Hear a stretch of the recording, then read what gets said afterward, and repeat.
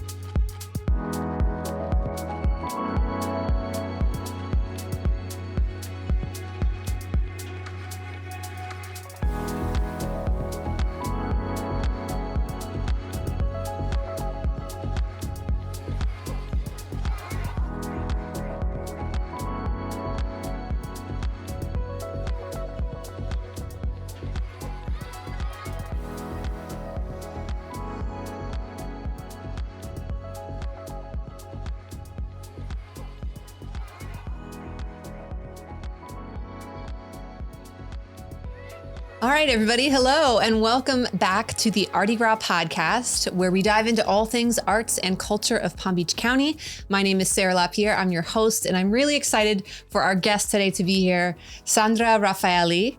And she's just a fabulous human, and we're going to talk about so many things, the entrepreneurial side of her, the creative side of her, what she does for the community here. So we're going to get into it. Sandra, welcome. Well, thank you so much. And I'm so glad that we get to connect through art and colors. So thank you so much for inviting me. Absolutely. So we're going to dive right into the background. Okay. We want to share some of your story. So you've worn many hats, many hats, behavior technician, life coach, dance facilitator, mother artist. How did all of these experiences lead you to forming aZul? So it's very interesting. Maybe you didn't know this, but I went to school for finance in Colombia. And when I was just having this crisis and I didn't know what to do with my life, and I started asking for purpose. And the first that came to my life was to work in the school district for special education classrooms.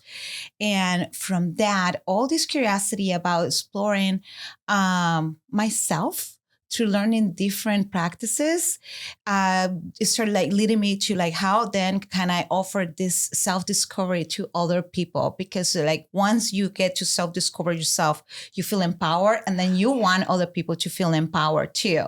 So basically I started grabbing tools and getting my toolbox, and I'm now I'm ready to share and how I'm going to share this. So I decided to start a nonprofit that will help people to experience empowerment the same way that I was experiencing it.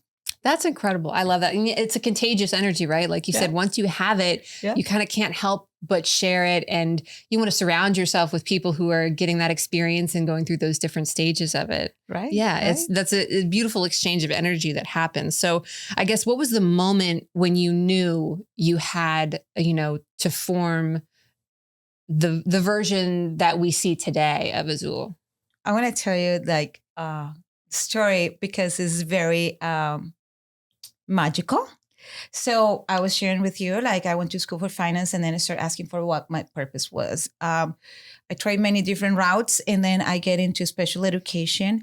And then I felt that there were so many protocols that were limiting the kind of impact that I wanted to have in the community. So then I realized that I wanted to take the next step. So I said, I'm going to start a nonprofit, but how, where, blah, blah, blah. So then I decided that it was going to be easier for me to start in Colombia, which is my land, language and probably protocols. I thought they were going to be easier. And so I was living in Chicago. I sold everything. And so the moment was when in the school district, they were cutting budget. And they said, we're going to be letting go of people. And I thought, please let it be me, because I thought that was going to be the next step. And it happened, and they let me off. And then I was able to get my savings and sell everything in Chicago. And then I moved to Colombia. I started a nonprofit, and the first 2 months after we started it, I got offered to write grant for to support artistic rights of adults with disabilities. Well, which we'll probably can share about that later. But that was the moment where okay, then art is part of it, adults with disabilities, and the need of empowering people. So wow. Okay. So that's how the blend, I didn't know where the blend started of those things. So that's really fascinating. Yeah. And I love that you had that clarity for yourself that it's please let it be me that that's on their list to let go, because you knew you wanted to get into something else and grow in a different direction. Yeah. That's great when you get to have that excitement about the transition versus the just fear or just the upheaval, right? You actually had something that, you were ready to grow into. That's really cool. So growing up in Colombia and later, like you said, working in Chicago, how did those places with very specific identities shape your perspective on art? Yeah. So for me, it's a matter of being observant and mindful of my own path.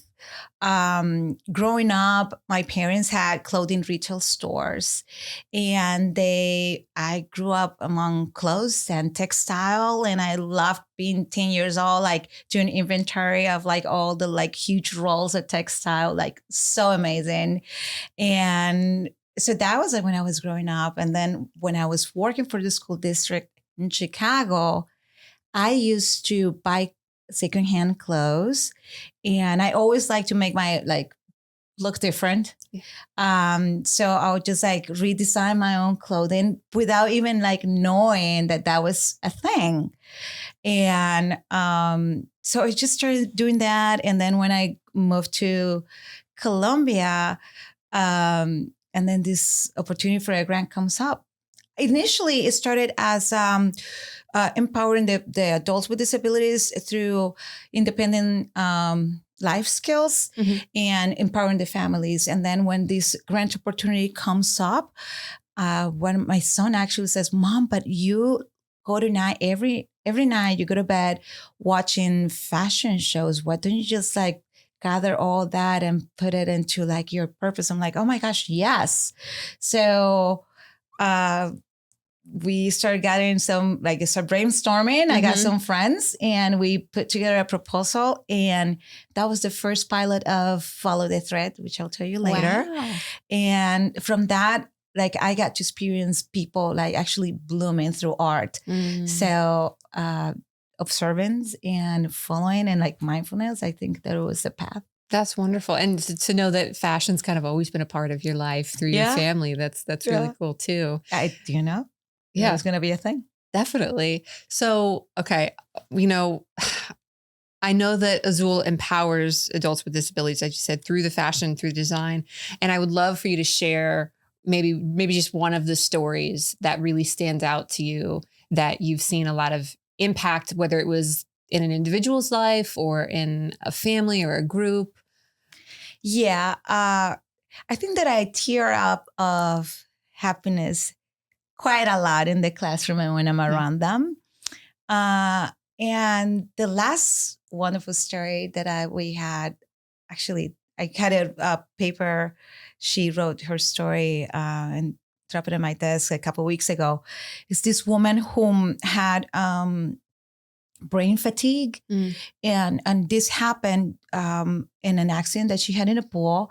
And she lost many faculties for so long, and she started coming back. But faculties such as eating, walking, talking, fine motor, she lost all the motor skills. And then she started coming back. And we met last year, and then she came to our program, Follow the Thread, which is a 5-month program. And I didn't know all this past story. And then when she came, she didn't share much of it. And then at the end of the program, she shared that mobility, she started coming first in a wheelchair, and then she got out of the program walking. She couldn't eat around people because of that will give her brain fatigue. And she had to put so much attention in the way that she had to eat, so she couldn't eat with other people. Well, now she's eating with all our creatives. She's walking. She's participating in activities which she was not coming out. She was so isolated, and she got to hand sew again, which she had lost that faculty. And so to be able to see somebody like coming out of their shell and like believing in herself to be able to accomplish. Now she has her brand. That's amazing. And, you know, to see that kind of progression in a short amount of time too. Not that, you know, time has to be the marker of the success of it, but just to be able to witness it, and for, you know, classmates and other members of, you know, staff to be able to see that as well. That's awesome. That's really exciting. Right. And then it, like to see how she like, and many of them come to our class with like fear, like fearful that they're not going to do a good job. And then they finish the class and it's just like this like shining all around. And you proud. know, that jogs a little memory of one time when you had an exhibit, I'll call it, at the Peach, right? You were there as a part of an event. I think it was with the Palm Beach Symphony. Yeah. And, you know, I don't know if it was from Follow the Thread or another program, but some of your students, I'll call them, is that right? Students? We call them creatives. Creatives. Some of your creatives were there, and they had created and, you know, embellished instruments. Right. And I just remember there was just the best energy and pride in your work as an artist that I've ever seen. And I thought, oh man, that is it, to be this, you know, happy and like, yes, I'm an artist and this is my work and I love it and I'm sharing it with you, was wonderful. Right. Experience. To have a story to tell behind something that you can do. Yes. Right? Yeah. Very empowering. It was wonderful. And the work, I ended up buying a flute. I know. I remember. Yeah. I loved it. My mom's a flute player. So I was like, oh, this is lovely. I'll display this. It's, you know, something that I was reading off your website. This has impacted, or maybe it was from an interview that I saw, has impacted over 600 individuals with your programming, which is a lot. That's a lot of people. Can you tell us about some of the programs that you offer? Yes. So our programs are designed to walk the person through to connect with their artistic purpose. So when somebody ages out of high school and has a disability, usually the possibilities are to occupy their time. And I call it like life shopping. When you don't know what to do, you don't know what possibilities are out there, you need to go life shopping, which means like learn about different opportunities, different possibilities. And then you can start like finding your path. Yeah. So our first program is called Active Art, which is a series of field trips that take place the last Friday of the month. And our creatives, we take a group of 10 to 15 creatives to connect with local artists. So we visited your studio, we visited the Peach and all the artists. We visit galleries, museums. And our idea is that our creatives get to learn about the different art mediums and how people make a living through becoming an artist. So then they have an idea, okay, this is my window shopping and this is what I like, right? Right after that, we offer our Art Abilities program, which is like short sessions where they get to experience hands-on different art mediums. Okay, so they're creating at that point. Right. And this is just 2 hours, and they might say like, yeah, I don't like to get dirty, or I prefer to dance, or I prefer to act. So they get to experience in their own body, how is it like each art medium. And if they like fashion, so then we offer our fashionable programs. If they happen to like acting or singing, then we'll connect them with any other local artists that will be willing to teach and connect our creatives with the artistic purpose. And our specialty is fashion, sustainable fashion. And we have our fashionable programs, which we offer in twofold. One is bringing our fashionable one-on-one program to different nonprofit organizations that serve adults with disabilities, such as the Arc of Palm Beach County, the Arc of the Glaze, the Half Center. We have like partnerships with probably like 5 nonprofits now. And the Follow the Thread. That is a 5-month program.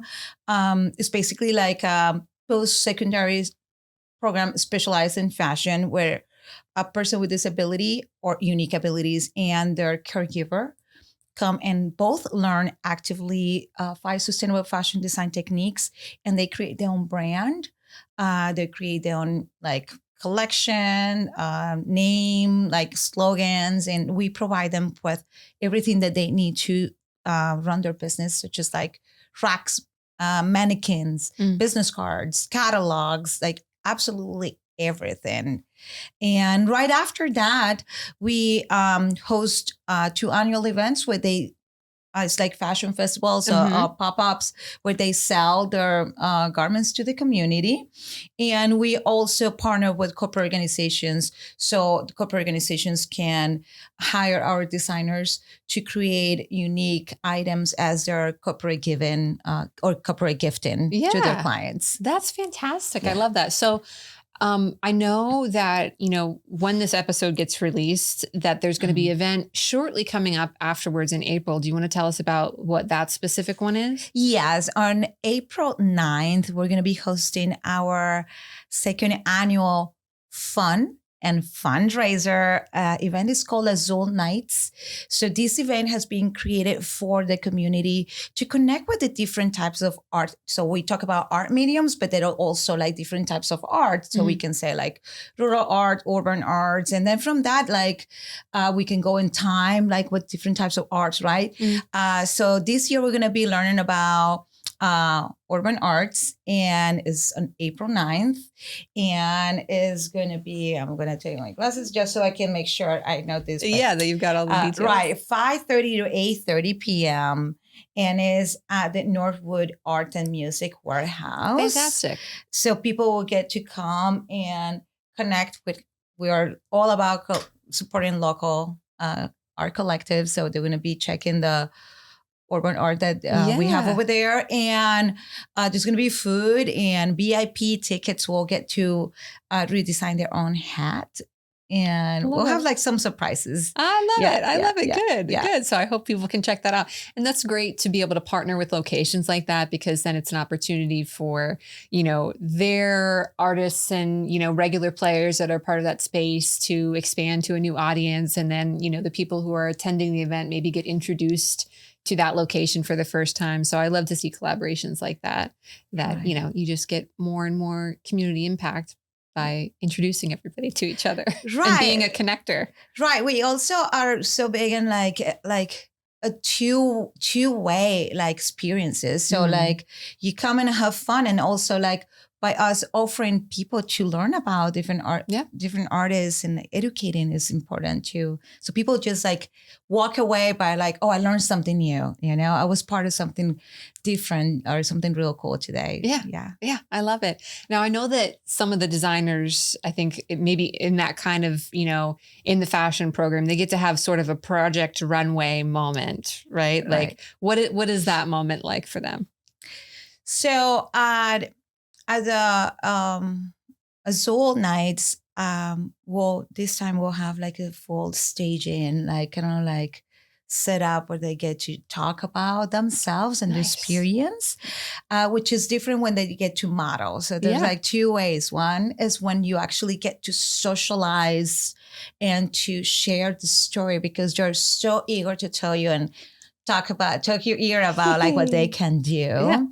And when we have other like fashion shows that this take place in collaboration with other nonprofits, they get to actually like model. And it's a totally different way to relate and to connect with the community, right? One is just through the party, and the other one is like through the like, now I'm a human being that I can tell you a story, and let me tell you about it. So that's what is going to happen that day. I love that. And I know you mentioned the sustainable fashion. That's a big part of the program, right? How do collaborations with entities like Resource Depot, or where does that sustainability come in for you in the community? Right. So in the past, Resource Depot is like, we're really close. We call it like, I call them like the sibling fellow nonprofits. I love it. Well, we get a lot of like supplies from them. We had also collaborated as they had commissioned our designers to design like special tote bags for their events. Yes. We also, they're so kind to donate clothes to our designers. In the same way has happened with Dress for Success. And we had hosted clothing drives around Palm Beach County where like people would actually start like getting their, their thoughts going about like, okay, there's this clothes can have a purpose. I don't have to throw them out. Right. And when you donate them to good, well, you're doing good too. And when you donate them to somebody and then you get curious about, let me see what they did with my clothes. It's just a full circle and it creates curiosity. So it's just like people are creating memories and creating stories when we partner. Yeah. Yeah. I think that's great because like you said, it's one thing, it's good to donate to a facility that's going to get some things getting reused, hopefully, right? There's another extension of its same use. But I think when you can share with people that there's additions to that use and it can go broader, or it can go beyond what you thought or what it was initially intentioned for, you know, whether it was a plain garment that got turned into something else like a bag, or it got embellished, painted on, stitched on, something like that, where they get to see a change. That's another, kind of just, like you said, a curiosity that gets piqued, that hopefully keeps things kind of going in the direction of sustainability and more interest in that and the potentials that, there's a lot of things that people have that they forget about could be upcycled, side cycled, We have people who have said like, the jacket looks good. I donated it. I want it back. Like I should buy it back. Oh my God, I love that. So it's so nice. That is really fun. It just creates also like, it gives people like, oh, we can do something with clothing instead of like throwing away and putting it in the landfill because that's, because that's a lot of it. Yeah. It's a lot of clothes. A lot of it. The land. Oh, man. Yeah. All right. Well, I've got more questions that we're going to get into. We're going to take just a teeny little break and have a word from our sponsors right now. We are so thankful for the Cultural Council for Palm Beach County. So we'll have a word from them and then we'll be right back. Those dinner reservations and tea times will have to wait because there's an art-filled paradise beyond these beaches. A mecca of masterpieces, spectacular sights by day and night. A cultural capital that's calling your name.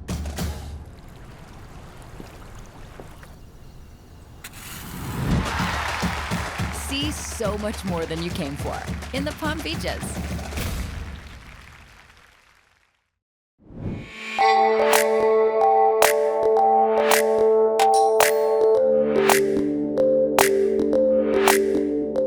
We're talking with Dr. Luis Peña, a lung specialist from TGH's Pulmonary Care and Sleep Institute. Doc, I want to talk about COPD. I've heard the term, but I really don't know what it is. So tell me about it. COPD is the chronic obstruction of a person's airways. Usually it's caused by cigarette smoking, but there are other conditions that can cause it, like environmental exposure to contamination or chronic asthma, sometimes chronic infections or genetic disorders. How do you know you have it? People with COPD have a chronic cough, sputum production, or frequent bouts of bronchitis. So that's when you should go to your doctor and we can do pulmonary function testing. We can assess the exact lung function and determine if you truly have or don't have COPD. Can it be treated? It can be treated. We use nebulized drugs, inhaled drugs, and lately there are medications that can be injected, like the Dupilumab, which can be injected once a month. It can decrease the inflammation of people's airways. All right, that was great, Doc. Thank you so much. And that was your Medical Minute brought to you by your friends at TGH.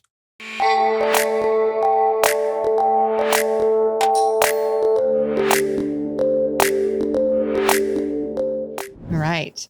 So, okay.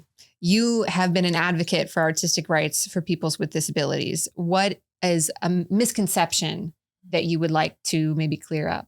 Yeah. So sometimes what happens out there is that the community we can project on ourselves our fear of rejection or like making mistakes. So what it happens is like when people see something or somebody with disabilities or with unique abilities working in a project, there's a tendency to say like, oh, that's great. Oh, that's awesome. And you know what? When we don't provide honest feedback, we're taking away the right of improving and growing and getting better. So my invitation is to offer like honest, constructive feedback and give that person the opportunity to keep on growing and to keep on polishing their techniques so they can keep on like getting better. Yeah. Instead of like for pity or for fear to just hurt somebody's feelings, not say anything about what they're doing. No, I think I completely agree. And even on a, I have thankfully wonderful relationships with my family, friends, and there's times where I want feedback, right? Where you specifically ask, what do you think of this? Right. And the goal is not to be placated by like, oh, great job. Right. Because that does nothing for you. Right. Like you said, the experience to I want to grow. I want to deepen this thing that I've started to cultivate. Tell me the truth. Right. And there's ways to give somebody feedback that's constructive and positive without just neutralizing it into there's no growth here. Right. Help them grow and reach their potential. And sometimes we need to be pushed. Absolutely. Yeah.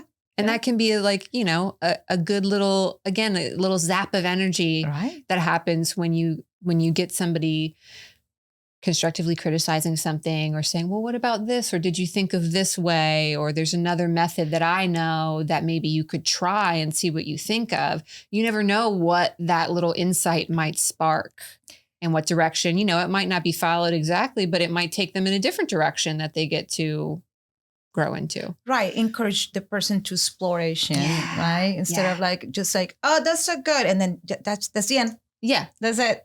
Yeah. So exploration. Yeah. That curiosity keeps getting sparked. That's important for all of us. All right. So before I get to my next question, I'm wearing a button. I'm wearing one and too. You're wearing a button. Tell us about the buttons. Buttons for change. So the button was really changed the history of fashion.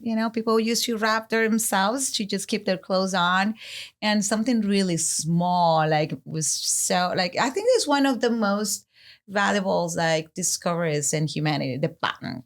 And we use the button as a symbol that small things make a big change. So we give this away every single time we have an event. And people now remember that adults with disabilities can be remembered by their talents in fashion. And you see, they don't even have a brand. There's not branded. It's just a button, but people remember. I ask people who takes a button, please tell the story that adults with disabilities can succeed in sustainable fashion design, because that was another of challenges that I went through at the beginning of starting the nonprofit. It's what, fashion and adults with disabilities? That's, Sandra, you're crazy. This is this young woman, Colombian, here trying to just tell us that this is going to work. I'm yes, just watch. And so people tell the story about the talents in our community with disabilities, and people now remember. I had some people telling me oh, you're the lady with the button. I'm buttons. No, I'm not the lady with the button. I'm the lady helping people. That's great. Yeah, I thank you for bringing this today. I'm going to enjoy it. I'm going to wear it and tell people the story.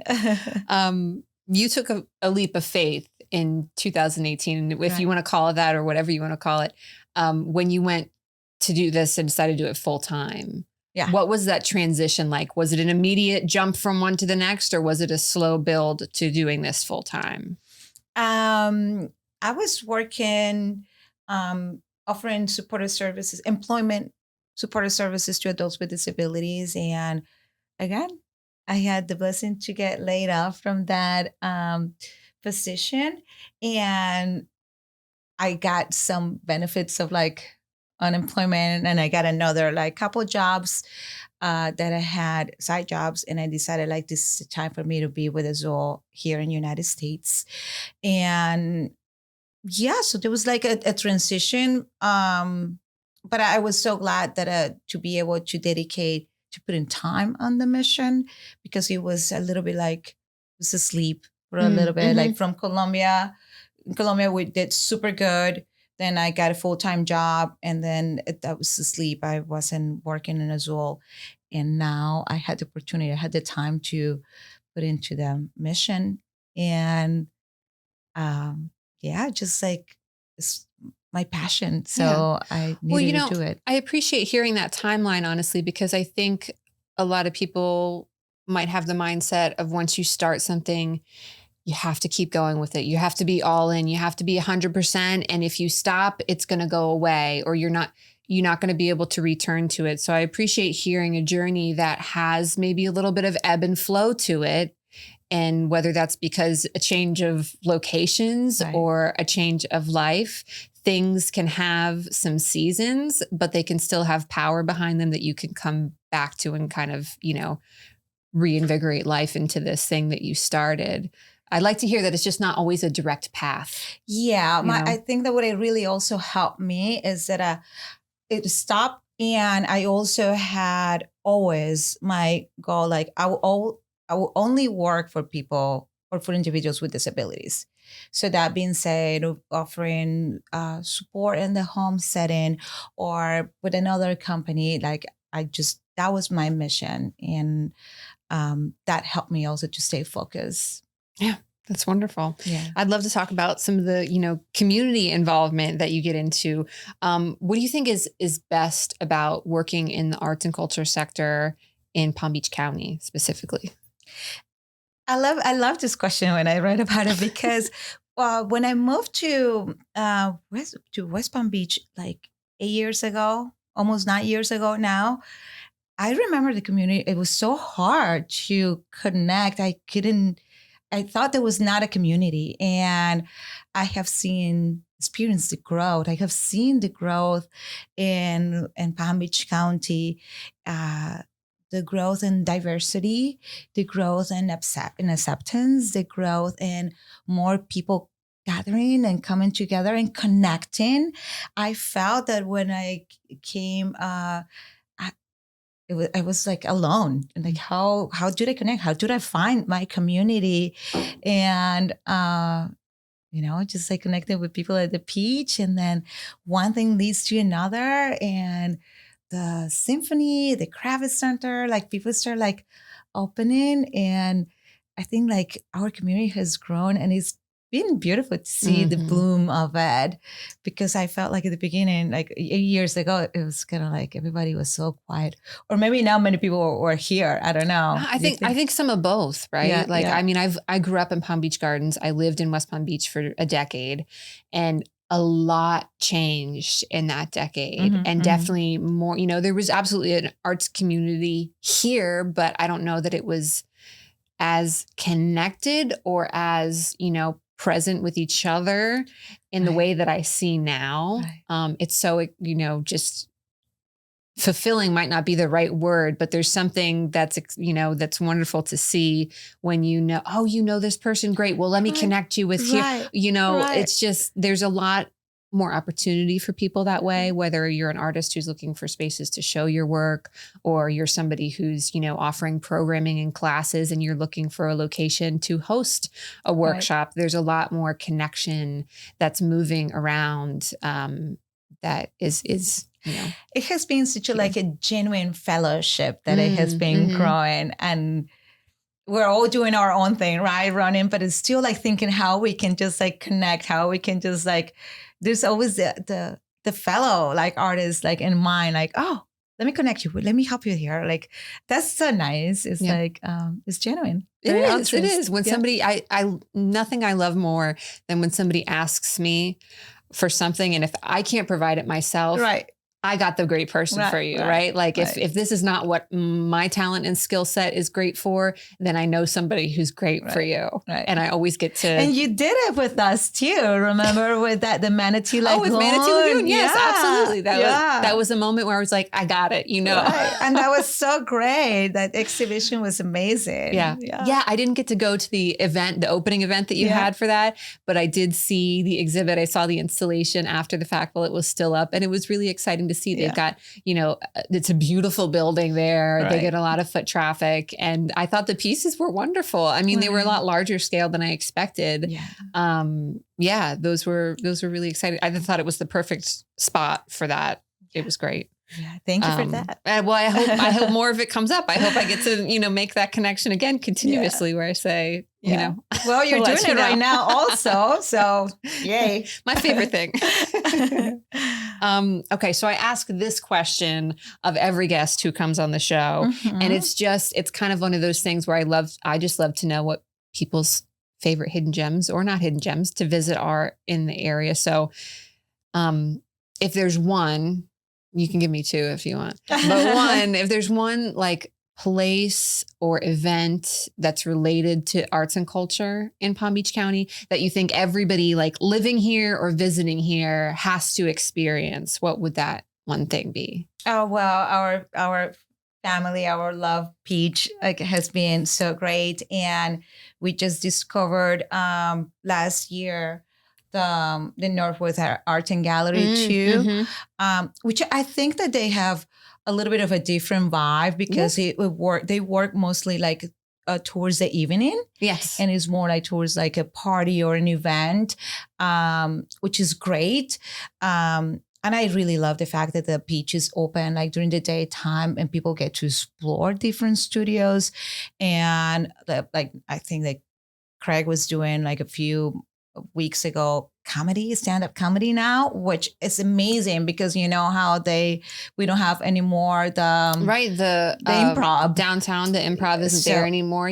So there was a gap that was there was a hole because of that. I mean, for people who don't know, the Peach is it's our heart. It's a multi-artist studio space. It's a converted warehouse that got turned into 6 independent artist studios, working artist studios, where you can go and you can explore the studios. You can engage with the artist. You're, basically seeing behind the curtain, which is always exciting because it's different than just a gallery setting. Right. Where you have, kind of a finished, polished exhibit and maybe a person who's representing an artist or a salesperson. You're there with the artist and you're seeing what their process is like. And there's multiple connection. It's a great space for connection. Yeah. And the event space too. Being able to host, like we did the event with you in the symphony and seeing these different entities in the community kind of come out and get to play at the Peach is great. Making art accessible to all, just like, because like you said, the gallery can be like something up there for some type of people, but then we're like, oh, I can go see art and be myself and be comfortable and connect with the artists at a personal level that has so much value. Yeah. So I think the comedy, I'm pretty sure that's still, people can always check on the Peach social media and the website, but the comedy is a weekly. It's a weekly now. It's a weekly. Oh, I can't wait to go. So if you ever want to, they have an open mics, like a little section of open mic too. So I'm not that funny, but you can get up there. You can post a few jokes to get up there. So I read this nickname that you have for yourself. Oh my gosh, yeah. The Love Bandit. And I want to know more about that. Where did that come from? What does it mean to be a love bandit? Gosh.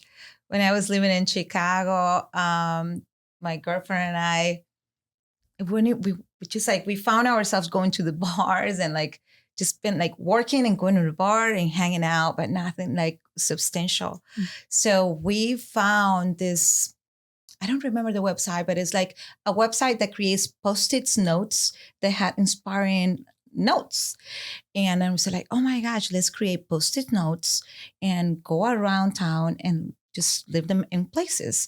So, and I used to ride my bike as a way of transportation. So it'll be both of us in our bikes. And instead of going to the bar to drink, we just go bar hopping like on a Friday night, and we had a bunch of Post-its, and we just go in the bathroom, in the bar bathrooms, and I just like leave the Post-its. We go to the bus stops and leave them there at restaurants and just kind of hide them. And then we thought they were like so cool because we were love bandits, just leaving like love messages around town. And that's how we spend our Friday night. I love it though. Yeah. That's really fun. Yeah. So that's just like, and we were all like secrecy, you know, like, you get it walked in and not order anything. So it's going to look bad, but it's just going to pretend. So it's just like we believe they were bandits. We believe they were doing something bad. Right, because you're kind of on the sly. You're not really.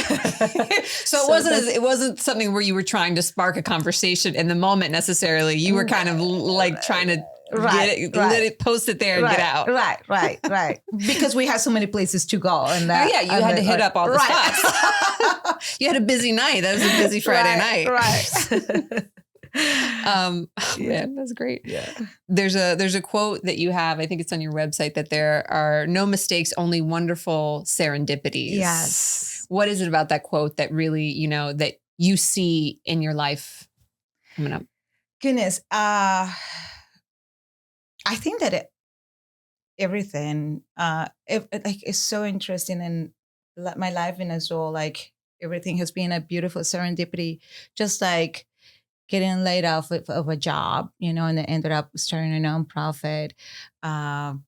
Just as it's raining, it's pouring, and we have a fashion show outside. And then in 1 hour, I gathered our team and I said, okay, we have all these supplies that I have extra, and we're going to set up a new stage for the fashion show, and to see the videos and to see the pictures that they come out even better than I expected.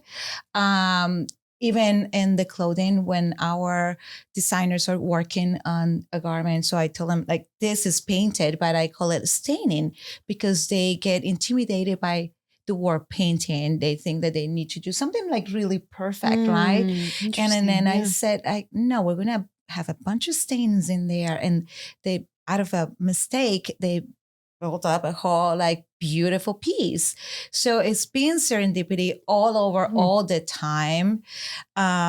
Something else that as one of my mantras is, everything is better than I can imagine. So I see that something is coming not in the way that I expected, and it always comes back really good. We had another fashion festival that was 2 years ago at City Place, and it was pouring again, pouring. And because of it, they moved us inside, which was like the location that they gave us is like when you come downstairs from the parking, the garage. And because we were there, everyone who came to City Place that night got to see our fashion fest. So great that it rained that day because it just worked out for our designers to be like recognized and seen by many other people that probably wouldn't see that us. they just might have, there's many avenues that you can take to get in and out of those areas, but that is the main vein. So for them to be unmissable that way. Right. Yeah. So many stories. Serendipity is like, every day and every moment we experience serendipity at aZul. Do you think serendipity is kind of like a muscle in a way where the more you see something as this might have I don't know where this is going, but it might have a positive outcome, or I'm going to choose to think that there's going to be a positive outcome from this shift, that your brain sort of, you train yourself. Right. It's a mindset that you start like, you program yourself in this mindset, and life is much easier with that way. Because something that nothing is really that bad. Everything is what it's supposed to be, and it is working out for us, I believe. And I have experienced it in so many ways that now it's a belief, it's part of my program, it's part of my life. Yeah, that it gets to be this, maybe it starts off as a small belief, and then that belief keeps getting reiterated to you. Right. That you see the positive again, you're training the brain, you're programming, and then it just becomes this wonderful foundation that you have really firmly set yourself on, that Right. you know, when shifts come, things change, Right. things go unexpectedly. Right. Something good is coming out of Yeah. this. Like, yeah, you're right. Like now, like something happens. People might say like, "Oh my gosh, it's terrible." I'm like, I'm sure this is gonna be okay. It's just part of it. Just pushing me to grow. There you go. Yeah. Yeah. So important. So Yeah. helpful. It is really helpful to have that, you know. Yeah. Rain, especially in South Florida, is one of those things that's going to come up from time to time. So it's good to be able to just shift from it. Before we end the episode, which I've had so much fun talking to you, I could talk to you for another hour, and I'm sure there's things that we could get to. Right. And if there's anything else that you wanted to share about, you know, if please interject. But I do always love to ask, if you want to leave any advice for somebody who might be listening, who is potentially either thinking about wanting to start their own nonprofit and kind of start that journey, or get into maybe a, more fashion related specifically, or upcycled sustainability, if there's any advice that you'd like to impart. Yeah. Faith and determination has been key on this process. There might be, the more that I hear a no, the closer I get to a yes. So it can be discouraging at the beginning. Starting something from the bottom. I didn't know anybody in West Palm Beach. I didn't have a community here. All what I had is a heart full of like passion and trust and faith. And it's okay. There's a process, the timeline. We talk about the timeline. It's just like keep watering the plant. Just keep watering the plant. What the biggest advice that I have is every day I would do something for aZul. That could be a conversation, that can be a quote, that can be watching a fashion show, that can be watching a documentary. But every day I was consciously watering that plant, and knowing that I wasn't getting paid at the beginning, I knew that it was growing. I knew that I was already getting paid in the future. Yeah. That there'd be fruit from that plant eventually. Yes. Right. Yes. So anything that is in your heart, if you really are passionate about it, you just gotta water it, love it. What is that saying that they say when energy goes, energy flows, something like that? Yeah. So exactly. it's just like keep on staying on track. I love it. That's beautiful advice. It's really excellent. Yeah. I thank you so much for being here with me today and having a thank conversation, sitting down with me. I'm always excited to see and share more of aZul. So it's a pleasure to share the story, and, with my button, I'll keep doing more of that. Thank you. I would love for just to ask the final question of where can people connect with you if they want to find out more about your work, more about aZul, more about the events that are coming up, where are the best places for them to reach? Our handle, we're in all social media platforms like YouTube, LinkedIn, Instagram, Facebook, and it's aZul Fashion Art Design. Our website is the same, www.aZul Fashion Art Design. And if you happen to forget, just type in aZul and fashion and we'll come up on Google, because we have a lot of content there. Nice. Perfect. Yeah. Okay, great. Yeah. So I'm glad, people have an opportunity to connect coming up in April where they can come to an event. So definitely check out the aZul website, the aZul social, and, come see some of the urban art that's being showcased this year and learn more about it. I thank you again for being here, and a big thank you as always to our viewers and our listeners. We couldn't do this without you. Obviously, we appreciate you tuning in. If you have any questions, you want to drop us a comment, let us know. We're always happy to hear from you. And of course, a huge thank you to our sponsor, the Cultural Council for Palm Beach County. We appreciate you, and I will see you next time on the Artie Gras podcast.